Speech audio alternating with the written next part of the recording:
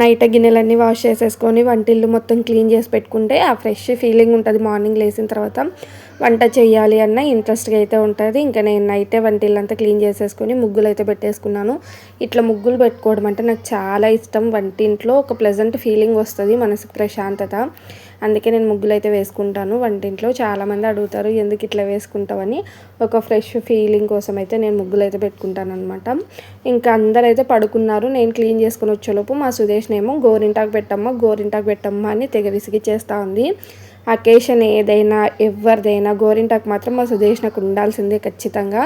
Cone చూసిందంటే అయిపోయా, ఇంకా అట్లా చంద్రముఖి ఒళ్ళోకి వస్తుంది అనమాట మా సుదేష్నకి. గోరింటాకు అంటే అంత పిచ్చి. చిన్నప్పుడు నాకు కూడా అంతేలేండి. మీలో ఎంతమంది గోరింటాకు లవర్స్ ఉన్నారో కామెంట్ చేయండి.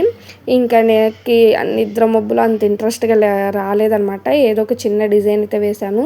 తనకు కూడా ఆల్రెడీ చాలా నిద్ర వచ్చేస్తుంది, కానీ గోరింటాకు మీద ఇంట్రెస్ట్తో అట్లానే పెట్టించుకుంది. ఒక్క చేతికి పెట్టించుకుంది, ఇంకో చేతికి వద్దమ్మా అని చెప్పేసి నిద్రపోయింది. ఇంకా మేము ఇక్కడ రూమ్లో అందరం కూర్చొని బతకని వేస్తుంటే బయట ఈ పిల్లబచ్చ గ్యాంగ్ అంతా గేమ్స్ ఆడుకుంటున్నారు. ఈ గ్యాంగ్కి హెడ్ వచ్చేసి మా ఆయన అనమాట.